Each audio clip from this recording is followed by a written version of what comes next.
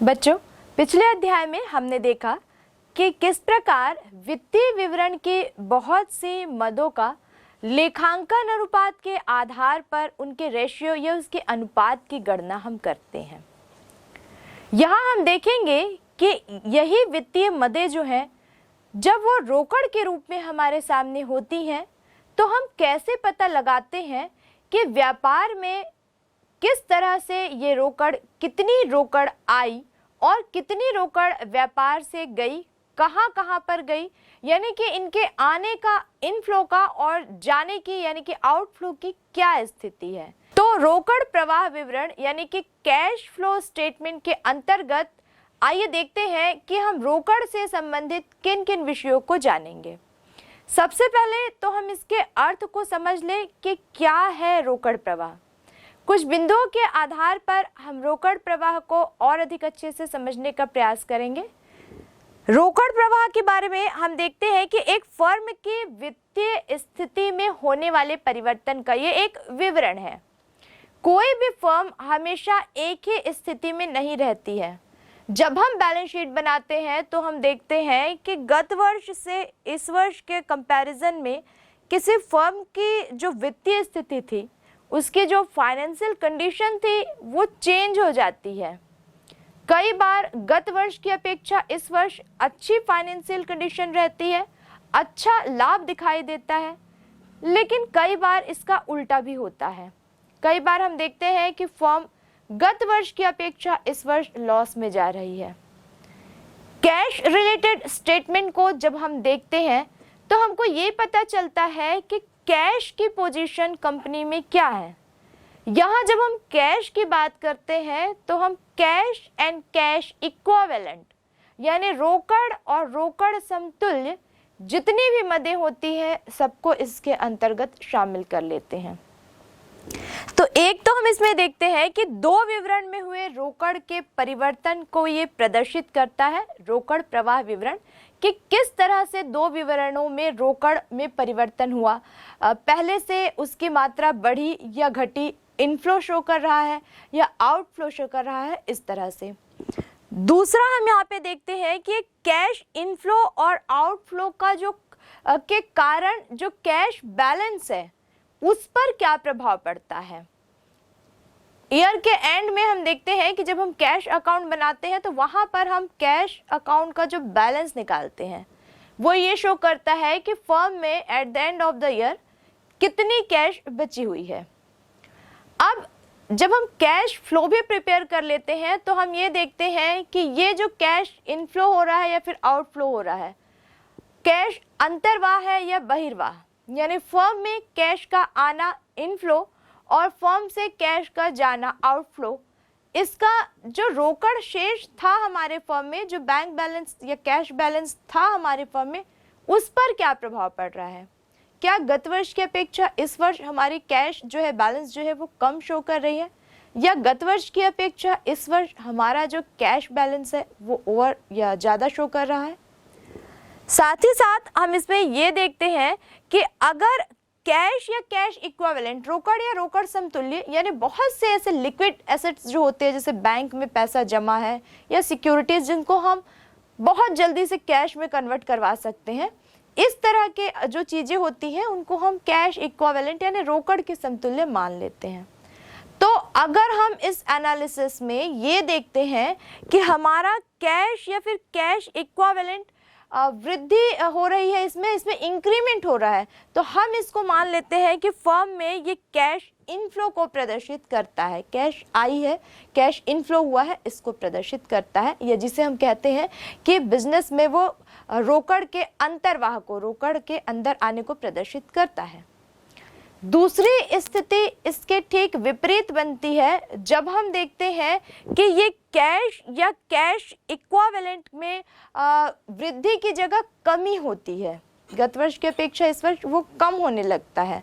तो ऐसी कंडीशन में हम ये मान लेते हैं कि ये जो स्थिति है ये बिजनेस में कैश आउटफ्लो को प्रदर्शित कर रहा है, रोकड़ बहिर्वाह को प्रदर्शित कर रहा है, यानी रोकड़ जा अधिक रही है, खर्च अधिक हो रही है, इस स्थिति को ये प्रदर्शित करता है। तो तो इन बिंदुओं के आधार पर हम इसके अर्थ को बहुत अच्छे से समझ सकते हैं। और अच्छे से समझने के लिए आइए यहाँ पर हम खान और जैन की दी गई एक परिभाषा पर एक नज़र डालें। इनका मानना है कि रोकड़ प्रवाह विवरण रोकड़ एवं रोकड़ तुल्य के कोष के आधार पर फर्म के वित्तीय स्थिति में परिवर्तन का विवरण होता है।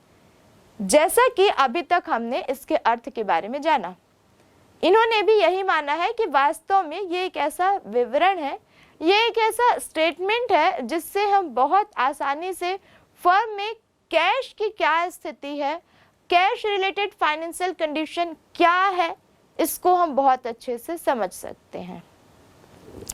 तो इसके अर्थ और परिभाषा को जान लेने के बाद आइए अब देखें कि ये जो रोकड़ प्रवाह विवरण है यानी कैश फ्लो स्टेटमेंट है, ये लेखांकन प्रमाप AS3 जो कि संशोधित हो गया है उसके अंतर्गत किन किन बिंदुओं को शामिल करता है, यानी कि किन कंडीशंस के अंतर्गत ये बनाया जाता है। तो सबसे पहले यहाँ पर हम देखते हैं फर्स्ट, इसके अंतर्गत हम बनाते हैं संचालन क्रियाओं से रोकड़ प्रवाह यानी कि cash flow from operating activities. किस तरह बनाया जाता है, क्या प्रारूप होगा, कौन कौन से प्रिंसिपल हम यहाँ पे फॉलो करेंगे, इसको तो हम देखेंगे बाद में जब हम इसके न्यूमेरिकल क्वेश्चन से स्टार्ट करेंगे। फिलहाल यहाँ ये जान लेना जरूरी होता है कि ऑपरेटिंग एक्टिविटीज है क्या। तो ऑपरेटिंग एक्टिविटीज यानी कि संचालन क्रियाओं के अंतर्गत वो सभी क्रियाएं शामिल कर ली जाती हैं जो किसी भी उद्यम को, किसी भी व्यापार को या किसी उत्पादन की पूरी प्रक्रिया को ऑपरेट करने के लिए, चलाने के लिए बहुत जरूरी होती हैं। जैसे कि हमने देखा था कि किसी व्यापार को चलाने के लिए 5 साधनों की जरूरत पड़ती है। कौन कौन से 5 साधन? भूमि, श्रम, पूंजी, संगठन और साहस। यहाँ पर हम जो भी इन साधनों पर खर्च करते हैं, हम क्यों खर्च करते हैं? क्योंकि हमको ऑपरेट करना है, बिजनेस को हमको चलाना है, हमको वहाँ पर उत्पादन कार्य करना है। तो इससे रिलेटेड यानी किसी उत्पादन प्रक्रिया को ऑपरेट करने से रिलेटेड जितने भी एक्सपेंसेस होते हैं उनको हम ऑपरेटिंग एक्सपेंसेस एक्टिविटीज में डाल देते हैं। कौन कौन से एक्सपेंसेस होते हैं, इनके क्या उदाहरण है, इसको हम आगे देखेंगे। दूसरा यहाँ पर हम देखते हैं विनियोग क्रियाओं से रोकड़ प्रवाह। यहाँ हम विनियोग यानी कि cash flow from investing activities के बारे में जानेंगे। एक फर्म में केवल ऑपरेटिंग एक्टिविटीज ही नहीं होती। हमने पहले के अध्यायों में भी देखा कि एक उत्पादक जो होता है या फिर व्यापारी जो होता है, एक तो वो उत्पादन कार्य करता है लेकिन साथ साथ वो पूंजी निर्माण के कार्य को भी बखूबी करता है। कभी वो अपने फर्म के शेयर बेचता है, कभी वो कहीं से शेयर खरीदता है, कभी वो पूंजी निर्माण के लिए भूमि या भवन खरीदता है या फिर और कहीं पर भी इन्वेस्ट करता है। तो इन शेयर्स, बॉन्ड, ऋण पत्र, अंश पत्र में जो भी विनियोग किए जाते हैं वो सभी विनियोग क्रियाओं यानी इन्वेस्टिंग एक्टिविटीज के अंतर्गत आते हैं। अब कौन कौन से ऐसे व्यय है जो इन्वेस्टिंग एक्टिविटी में इंक्लूड कर लिए जाएं, ये हम जानेंगे जब हम इससे रिलेटेड न्यूमेरिकल क्वेश्चंस पे आएंगे। तीसरा बिंदु ये जान लेना चाहिए कि वित्तीय क्रियाओं से रोकड़ प्रवाह की गणना करनी होती है। Cash flow from financing activity, finance related, bank, insurance से रिलेटेड जो फाइनेंसिंग जो भी एक्टिविटीज होती हैं वहाँ पर हम जो भी आय व्यय करते हैं उससे रिलेटेड जो भी मदें होती हैं वो सारी की सारी फाइनेंसिंग एक्टिविटीज के अंतर्गत आती हैं। तो ओवरऑल हम कह सकते हैं कि अगर हम कैश फ्लो यहाँ पर बना रहे हैं तो उसके लिए हमको cash flow from operating activity, cash flow from investing activity and cash flow from financing activity, तीनों को इंक्लूड करके, तीनों को शामिल करके साथ साथ चलना होगा। अब यहाँ पर हम देखते हैं कि ये जो हम कैश फ्लो बनाते हैं इनके बारे में हमने जाना कि क्या है, क्यों बनाया जाता है। एक नज़र डालते हैं कि इनकी विशेषताएं क्या हैं, कौन कौन सी विशेषताएं इसमें पाई जाती हैं।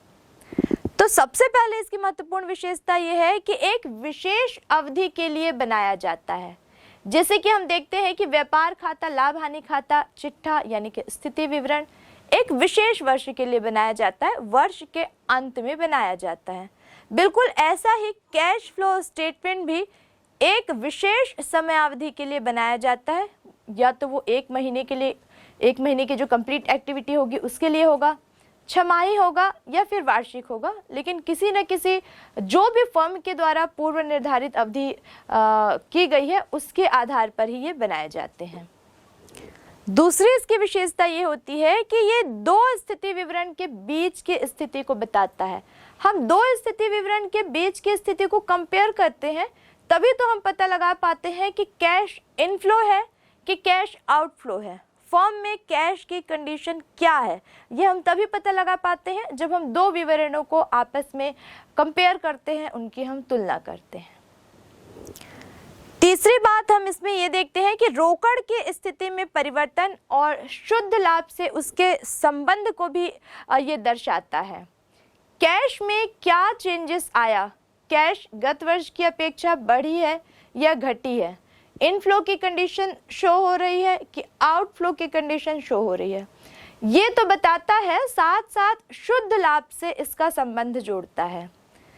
लाभ हानि खाते के अंतर्गत जब अप्रत्यक्ष व्ययों को भी घटा दिया जाता है सकल लाभ में से, तो वहां पर हमको जो शुद्ध लाभ प्राप्त होता है उसमें कैश इनफ्लो या आउटफ्लो का क्या प्रभाव पड़ता है, किस तरह से वो परिवर्तित होता है, कैश फ्लो स्टेटमेंट के द्वारा इस बात को भी हम बहुत अच्छे से समझ पाते हैं। एक इसकी विशेषता ये भी होती है कि एक विशेष अवधि के दौरान स्रोत और निधि को दर्शाता है। स्रोत, सोर्सेस, निधि यानी फंड, कहाँ कहाँ पे पैसा आया, किस किस फंड में कहाँ पे कितना कितना कैश हमारे पास उपलब्ध है, एट प्रेजेंट एक फंड की, एक सोर्स की क्या कंडीशन है, इसको भी बहुत अच्छे से कैश फ्लो स्टेटमेंट प्रदर्शित करता है। साथ में हम ये देखते हैं कि स्थायी संपत्ति के साथ साथ ये जो मौजूदा चालू संपत्तियां होती हैं फर्म में, उनका भी पूरा का पूरा विवरण ये प्रदर्शित कर देता है। प्रैक्टिकली जब हम इसके क्वेश्चन बनाएंगे तो हम देखेंगे कि जब हम ऑपरेटिंग या फाइनेंसिंग या इन्वेस्टिंग एक्टिविटीज़ को लेके चलते हैं, हम फाइनेंशियल स्टेटमेंट बनाते हैं, तो वहाँ पर हम देखते हैं कि हम करंट एसेट्स और करंट लायबिलिटी को किस प्रकार कंपेयर करते हैं, और एक रिजल्ट हम वहाँ पर शो करते हैं कि करंट एसेट्स और करंट लायबिलिटीज़ की स्थिति क्या है। तो एक विशेषता के रूप में हम कह सकते हैं कि न केवल फिक्स एसेट्स बल्कि करंट एसेट्स की पोजीशन को भी ये बताता है। साथ ही साथ एक परियोजना के रूप में ये कार्य करता है। परियोजना के रूप में हम ये कह सकते हैं कि जिस तरह हम जब बजट बनाते हैं तो बजट बनाने के पहले हम देखते हैं कि हमारे पास कैश कितना अवेलेबल है, किस आधार पर हम बजट बनाएं। हर बजट का कोई ना कोई आधार होता है। हमारे पास जितना कैश होगा हम उसके अंदर ही बजट बनाएंगे, उससे ज़्यादा का बजट हम बना नहीं सकते।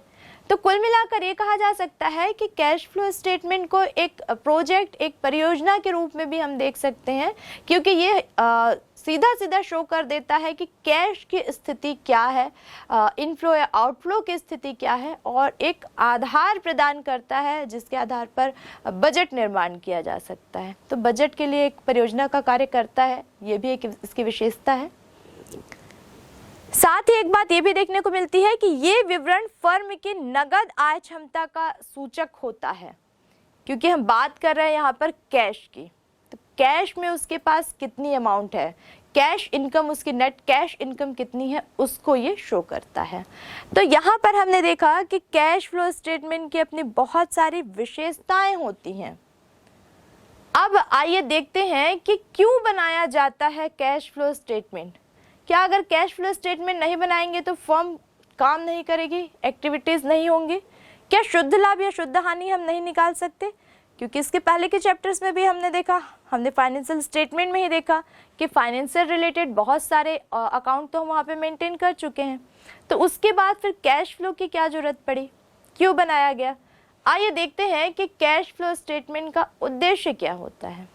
इसके अंतर्गत सबसे पहले हम देखते हैं कि विनियोग व वित्तीय क्रियाओं से रोकड़ समान प्राप्तियों की जानकारी हमको प्राप्त होती है।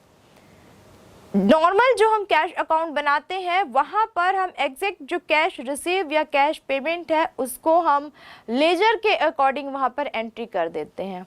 लेकिन जब हम फ्लो बनाते हैं, कैश फ्लो स्टेटमेंट बनाते हैं, तो यहाँ पर हम इन्वेस्टिंग एक्टिविटीज़ के साथ साथ जो वित्तीय जो क्रियाएं होती है, फाइनेंसिंग एक्टिविटीज़ जो होती है, उनको भी हम शामिल करते हैं। तो न केवल ऑपरेटिंग बल्कि इसको बनाने से हमारे फाइनेंसिंग और हमारी इन्वेस्टिंग एक्टिविटी भी हमको पता चल जाती है। दूसरा उद्देश्य हमारा ये होता है कि संचालन, विनियोग एवं वित्तीय क्रियाओं से रोकड़ एवं रोकड़ समान प्रयोग का के जो भुगतान की जानकारी होती है ये पता चल जाती है। यानी कि जब हम ऑपरेटिंग एक्टिविटी के साथ साथ जब cash flow from financing activities and cash flow from investing activities बनाते हैं तो उसका जो हमको रिजल्ट प्राप्त होता है वो हमारे लिए प्राप्त होता है किस रूप में? रोकड़ एवं रोकड़ समान प्रयोग एवं भुगतान के रूप में प्राप्त होता है कि इस फाइनेंसिंग के लिए, इस इन्वेस्टिंग एक्टिविटी के लिए कितना कैश या कैश इक्विवेलेंट मदों का प्रयोग किया गया है।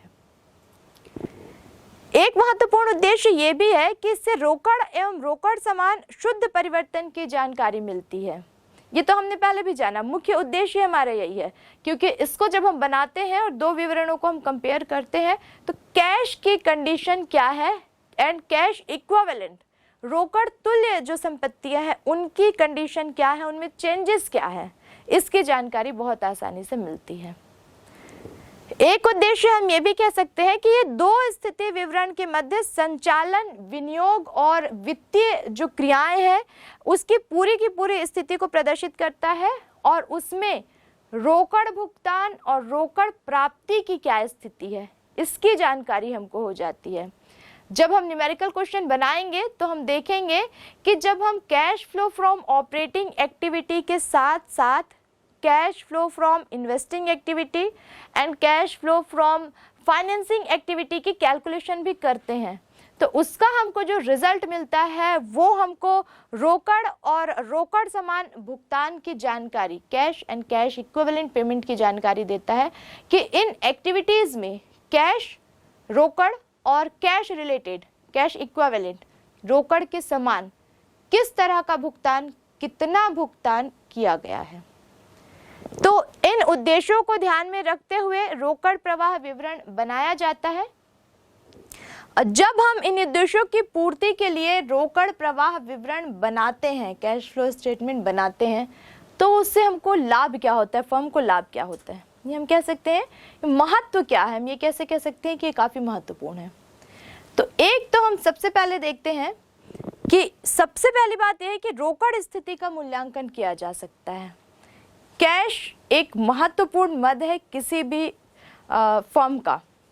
जब हम कैश फ्लो स्टेटमेंट के आधार पर कैश एंड कैश इक्विवेलेंट की पोजीशन का पता लगा लेते हैं तो वो किसी भी फर्म के लिए आधार बनता है बजट का। यानी अब वो फर्म देखती है कि मेरे पास कितना कैश है या कैश इक्विवेलेंट कितनी संपत्तियां हैं मेरे पास और नगद में मुझे जो क्रय विक्रय करना है, नगद में मुझे जो व्यवहार करना है वो किस लेवल तक, किस सीमा तक वो कर सकता है। दूसरा ये पता चल जाता है कि नियोजन और नियंत्रण किस प्रकार से किया जाए। आपके पास कैश है तभी आप कोई प्लान करेंगे, उसको खर्च करने की योजना बनाएंगे, बजट बनाएंगे। दूसरी बात हम ये कह सकते हैं कि अगर आप योजना बनाएंगे, नियोजन करेंगे, तभी आप अपने पास जो भी आपके पास जो कैश है उसका आप सही यूज़ कर सकते हैं, उसको सही जगह पर आप इन्वेस्ट कर सकते हैं। तो दोनों चीज़ें एक दूसरे से रिलेटेड हैं। हम ये कहें कि ये जो हम कैश फ्लो स्टेटमेंट बनाते हैं इसके आधार पर हम योजना बना सकते हैं और इन्हीं योजनाओं के आधार पर फिर हम आगे की जो हमारी एक्टिविटीज़ होती हैं, चाहे वो फाइनेंसिंग हो, ऑपरेटिंग हो या फिर इन्वेस्टिंग हो, उसको हम संचालित कर सकते हैं। दूसरी बात यहाँ पर जो आती है नियंत्रण। दो विवरणों को जब हम यहाँ पर कंपेयर करते हैं जिससे हम कैश फ्लो स्टेटमेंट बनाएं, कैश फ्लो की स्थिति का, इनफ्लो का, आउटफ्लो का पता लगाएं, तो कहीं ना कहीं हमको ये पता चल जाता है कि इनमें कंपेयर करने के बाद जो स्थिति दिखाई दे रही है उसका कारण क्या है। अगर इनफ्लो है, कैश है हमारे पास, गत वर्ष की अपेक्षा इस वर्ष ज़्यादा है, तब तो बहुत अच्छी बात है। लेकिन अगर कहीं पे किसी कंडीशन में ये गिरता हुआ स्तर अगर यहाँ पर दिखाई देता है कि पहले कैश की स्थिति अच्छी थी गत वर्ष और इस वर्ष थोड़ा सा कैश जो है वो आउटफ्लो ज़्यादा है, कैश जो है वो कम हो गया है, तो फिर एक सलूशन हम वहाँ पे ढूंढते हैं, एक नियंत्रण स्थापित करने की हम बात करते हैं कि कैसे इस कंडीशन को कंट्रोल में लाया जाए। तीसरा एक लाभ हमको ये मिलता है कि यहाँ पर निष्पादन मूल्यांकन हो पाता है, यानी यहाँ पर एक फर्म ये देख पाती है कि नगद बजट के साथ रोकड़ प्रवाह की तुलना नगदी संसाधनों के प्रबंधन की सफलता और असफलता की जानकारी यहाँ पर हमको प्राप्त हो जाती है। जो भी कैश, जो भी वहाँ पर कैश इक्विवेलेंट संपत्तियाँ हैं जो यूज़ की गई है बिजनेस में, कितनी अच्छे प्रबंधकीय क्षमता के साथ वो बिजनेस में प्रयोग में लाई गई हैं, कितना अच्छा मैनेजमेंट है, ये भी इसकी स्थिति को देखने के बाद प्रूफ हो जाता है। एक महत्वपूर्ण बात यहाँ पर ये भी देखने को मिलती है कि इसके आधार पर हम लंबी अवधि की योजनाएं तैयार कर सकते हैं। हम ये जब जान जाते हैं कि फर्म की जो स्थिति है, कैश की जो कंडीशन है वो काफ़ी अच्छी है, इनफ्लो है बहुत अच्छा है, तो उसके आधार पर हम एक अनुमान लगा सकते हैं, एक अंदेशा लगा सकते हैं कि भविष्य में नियंत्रण अगर रखा जाए तो इस तरह की स्थिति बनी रहेगी। और इसके आधार पर, जैसे कि हमने पहले भी देखा कि बजट जैसे अगर हम तैयार कर सकते हैं तो उसी आधार पर हम फर्म के लिए नियोजन भी कर सकते हैं, यानी कि एक लॉन्ग टर्म प्लानिंग यहाँ पर हम कर सकते हैं, एक अच्छी योजना फर्म के लिए हम बना सकते हैं। एक लाभ ये भी हो सकता है कि विभिन्न क्रियाओं में अलग अलग रोकड़ प्रवाह यहाँ से हमको ज्ञात हो जाता है। हम ओवरऑल ये नहीं देखते हैं कि कैश इनफ्लो क्या है, आउटफ्लो क्या है। यहाँ पर हमने देखा कि इसको हम 3 भागों में बांट देते हैं, बहुत आसानी से हम तीनों को अलग कर लेते हैं। हमको ये पता चल जाता है कि ऑपरेटिंग एक्टिविटीज़ में कैश की क्या पोजीशन है, कितनी खर्च हुई, कितनी आई। सेकंड, हम ये देख लेते हैं कि इन्वेस्टिंग एक्टिविटी में कितना कैश यूज़ हुआ, कितना हमने लगाया, कितना हमको आउटपुट मिला। वैसे ही हम फाइनेंसिंग एक्टिविटी भी देख लेते हैं कि हमने फाइनेंसिंग में कितनी कैश यूज़ की, क्या हमको आउटपुट मिला। तो ये अलग अलग जो क्षेत्र होते हैं कैश के लिए, अलग अलग जो साइड होते हैं जहाँ पर हम लगा सकते हैं कैश को एक फर्म में, एक तो ये उसको रिप्रेजेंट करता है। एक महत्वपूर्ण बात यहाँ पे ये देखने को मिलती है कि तरलता की स्थिति यहाँ पर हमको पता चल जाती है, लिक्विडिटी की स्थिति क्या है फर्म में, यानी कौन कौन सी एसेट्स ऐसी हैं जिनको हम लिक्विड एसेट्स मान सकते हैं, या फिर हम कहें तो लिक्विडिटी की स्थिति क्या है, कितनी संपत्तियां ऐसी हैं जिनको हम जरूरत पड़ने पर तुरंत कैश में कन्वर्ट करवा सकते हैं। एक महत्वपूर्ण बात यहाँ पे ये भी पता चलती है कि बहुत सारे प्रश्नों के जवाब मिल जाते हैं। एक व्यापारी जब व्यापार करता है तो फर्म में कर से लेकर उत्पादन की पूरी प्रक्रिया तक बहुत सारे सवाल उठते हैं। कितनी लाभ हुई, कितना लाभ हुआ, कितनी हानि हुई, क्यों हुआ, गत वर्ष से इस वर्ष की क्या स्थिति थी, क्यों थी। इस तरह के सवालों के जवाब हम कैश फ्लो स्टेटमेंट के माध्यम से बहुत आसानी से दे सकते हैं, क्योंकि ये पूरा का पूरा एक विवरण कैश से रिलेटेड, कैश इक्विवेलेंट से रिलेटेड पूरा का पूरा विवरण ये आपके समक्ष प्रस्तुत कर देता है। ये तो हमने बात की इसके महत्व की। जैसे इसकी बहुत सारी विशेषताएं हैं, वैसे ही हमने देखे कि इसके बहुत सारे उद्देश्य हैं। उन उद्देश्यों को प्राप्त जब हम कर लेते हैं तो फर्म को क्या लाभ मिलता है, क्या महत्व, क्या प्रॉफिट होता है, फर्म को क्या लाभ मिलता है, ये हमने जाना। लेकिन इसकी अपनी कुछ सीमाएं होती हैं। एक्चुअली जैसा हम समझ रहे हैं कि इतना इजी होता है और इतने बेनिफिट्स हमको हैं, क्या वैसा रियल में हो पाता है या कुछ इसकी लिमिटेशंस होती हैं। तो आइए इसके लिमिटेशन यानी सीमाओं पर एक नज़र डालें। सबसे पहली बात तो यह है कि व्यापार की वास्तविक आय का पता इससे नहीं चल पाता, क्योंकि बिजनेस में इतनी सारी एक्टिविटीज़ होती हैं। बहुत सी एक्टिविटीज़ ऐसे होती हैं जिनको हम ऑपरेटिंग, इन्वेस्टिंग या फाइनेंसिंग में कवर नहीं कर पाते, और यही कारण है कि अभी भी बहुत सारी एक्टिविटीज़ छूट जाती हैं जो व्यापार की गतिविधियां होती हैं, लेकिन यहाँ पर हम उसको शो नहीं करते और उसकी क्या स्थिति है ये पता नहीं चल पाता। दूसरी लिमिटेशन ये है कि इसे आय विवरण में परिवर्तित नहीं किया जा सकता है।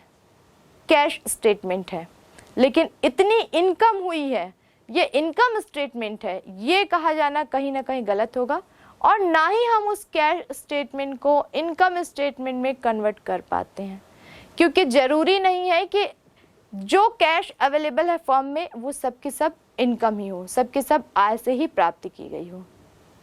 तो ये किसकी लिमिटेशन है।